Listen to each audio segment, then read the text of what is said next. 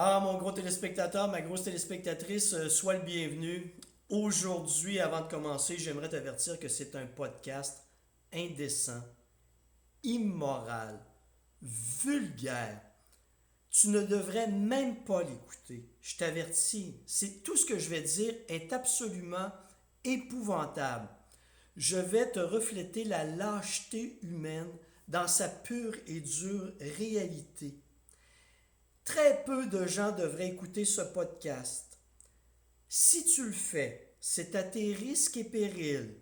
Et ne viens pas te plaindre après. Ne viens pas te plaindre par la suite que ce que j'ai dit, ça n'a pas de sens. Tu n'écoutes pas. Tu vas voir ailleurs. Parce que je t'avertis, sur ma page Facebook, actuellement, parfois, j'utilise le mot dodu ou obèse. Et là, il y a des gens qui sont affectés.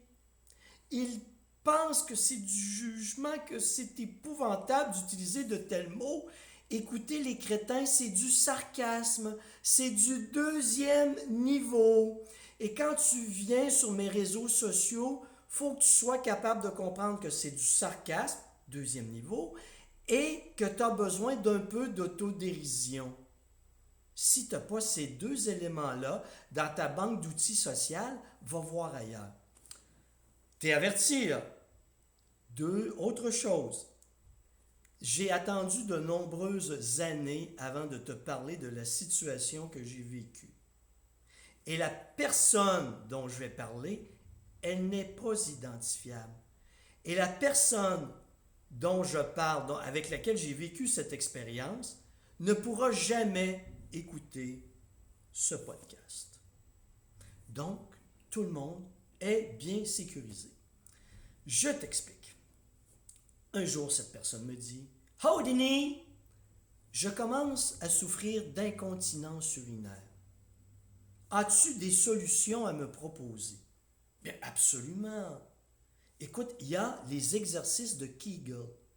Les exercices de Kegel sont des exercices pour renforcer le plancher pelvien.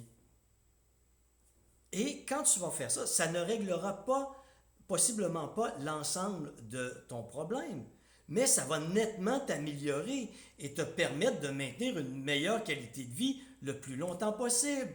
Et tout ça pour un maximum de 10 minutes par jour. Oh, Denis, peux-tu me montrer les exercices de Kegel?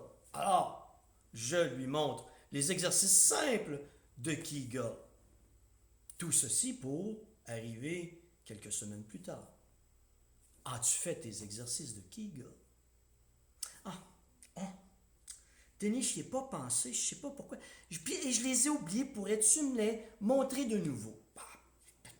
Ouais, on va recommencer les exercices de Kegel ensemble. Et on refait les exercices de Kegel. Quelques semaines plus tard, as-tu fait tes exercices de Kegel? Ah, Denis, j'ai pas eu le temps. Et ta situation, comment ça va? Ah, ça va pas en s'améliorant. Hein? Tu sais, l'incontinence urinaire progresse, mais fais tes exercices de Kegel. Plus tard. As-tu fait tes exercices de Kegel? Ah, je sais pas pourquoi, Denis, je trouve ça difficile. Ça prend beaucoup de temps. Écoute, écoute, 10 minutes par jour pour régler la majeure partie de ton problème que tu me dis détester, parce que dans le fond, ce que tu me dis, c'est que tu n'aimes pas pisser dans ta culotte, si j'ai bien compris. Et pour 10 minutes par jour, tu veux pas le faire, tu as des excuses, tu trouves pas le temps. Ah, Denis, tu me convaincs, là, je vais le faire. Plus tard. As-tu fait tes exercices de Kegel? Ah, Denis. J'y ai pas pensé. Non, mais c'est quoi? Tu n'y as pas pensé. Normalement, c'est pas compliqué. Tu pisses dans ta culotte, tu devrais te dire que égale exercice de Kegel. Tu sais, je veux dire, tu pisses dans ta culotte à tous les jours parce que tu perds le contrôle. Moi, depuis des semaines, je te parle et des mois, je te parle d'exercice de Kegel. Peut-être devrais-tu penser pipi dans ma culotte, exercice de Kegel. Il me semble que tu ne peux pas l'oublier. Non, la réalité, c'est qu'elle ne voulait pas faire l'effort. Elle préférait pisser dans sa culotte. Tu vas me dire, Denis, il n'y a personne qui a envie de pisser dans sa culotte. Je le sais qu'il n'y a personne qui a envie de pisser dans sa culotte. Mais quand tu es rendu là et qu'on te propose des exercices qui vont améliorer ta situation et que tu ne le fais pas, c'est quoi le choix que tu as fait? Tu as choisi de pisser dans ta culotte et d'arriver aux couches culottes. Tu avais le contrôle sur la situation, elle avait du pouvoir sur la situation, mais elle a choisi de ne pas le faire.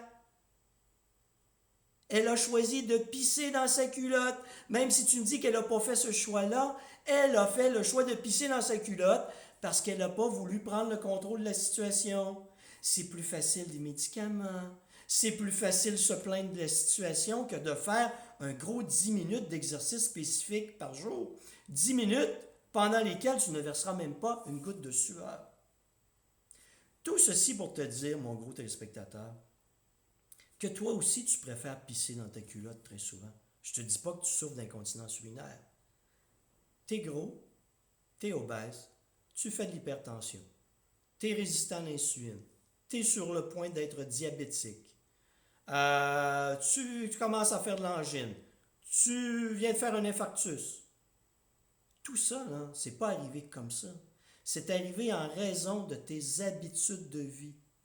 Et pendant tout ce temps où tu construisais ta maladie, tu savais que tu pouvais changer de style de vie.